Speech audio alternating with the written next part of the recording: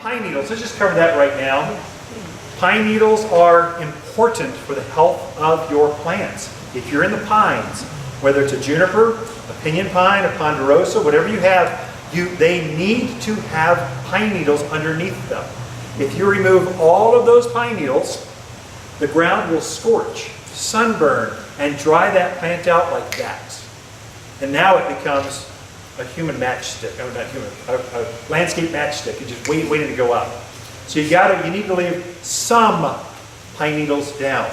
What I tell folks is leave about a 3-inch layer around that pine needle. Firefighters can catch that. They can 3 times. So that's still under a foot of flame. Firefighters can fight that easy.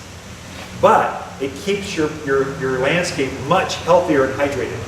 Keeping your plants hydrated is the secret to keeping them less dangerous. Does that make sense? We gotta actually keep them hydrated. If they're hydrated, even a pine tree will be less likely to burn. It's when they're dry, those resins go up in a big ball of flames. Okay? So leave some pine needles. But some of you, if you've not cleaned up any, the pine needle count is like a foot deep or more on the roof, much less on the ground. You'll go to some of these older cabin neighborhoods, mountain clubs, some of those areas. It's ridiculous. Those houses are going up in a heartbeat. They're second homes. They're not here that often. They didn't hire the gardener to come clean it up. They need to do some basic cleanups. And so there's some community events that kind of help clean some of that up. But you need to take on your own property and kind of just keep it maintained. That's what it is. So 3-inch layer, take out all the rest. That makes sense? Yeah. You buying that? Needles, watering. Here's what I do for my own landscape. My natives. I water my natives. Now let me not go too crazy. They are not on my drip irrigation. I don't actually put them on they're picking up water from my other ornamental plants into the flower beds and the raised beds. But I'll actually physically take a soaker hose and once a month deep soak them during the hottest months, mainly April, May, June.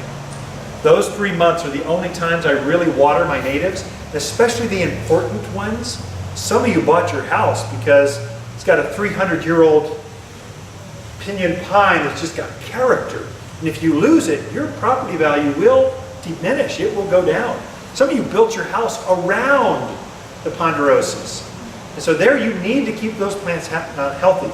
And April, May, June is usually our driest months. It's low in humidity.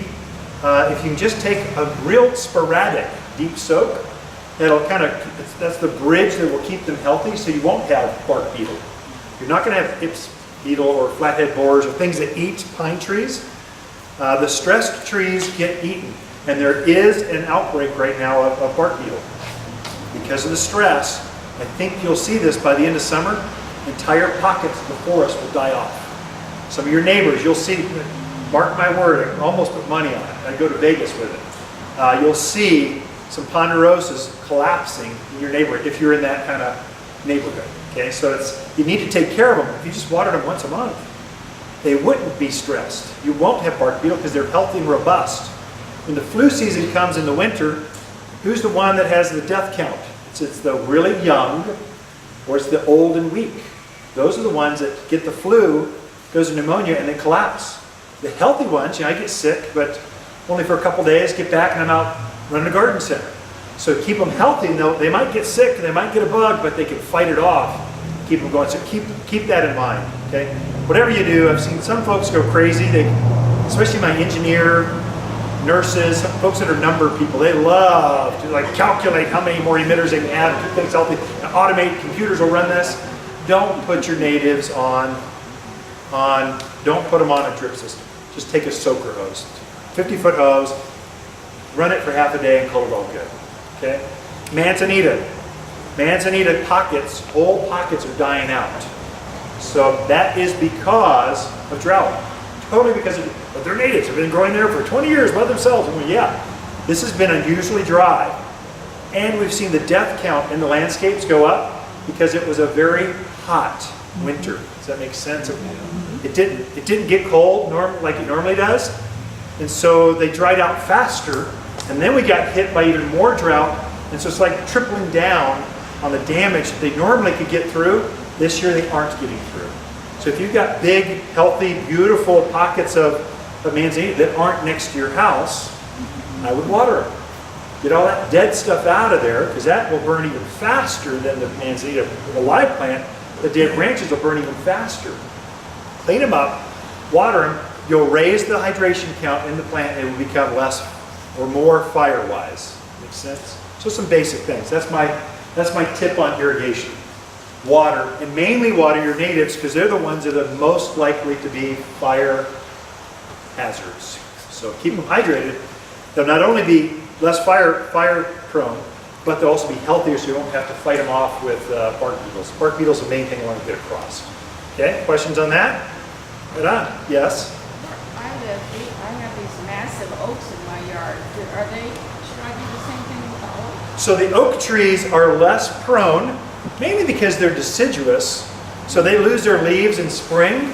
They've got this new tender growth, which are very supple, lots of moisture, so they're less likely to burn. Also, oaks are extremely dense. So when they do burn, they don't burn with as much intensity.